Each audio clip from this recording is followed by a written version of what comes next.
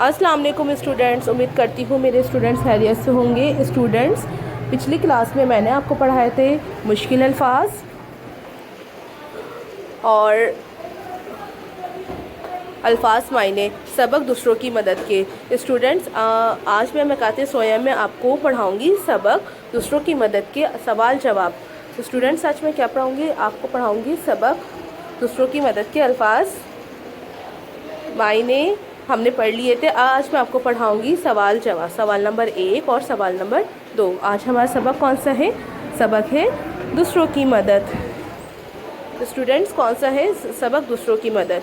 आइए जल्दी से देखते हैं हम। सवाल नंबर 1 है, हज़रत अबू बकर सिद्दीक़ ने उनसे क्या कहा?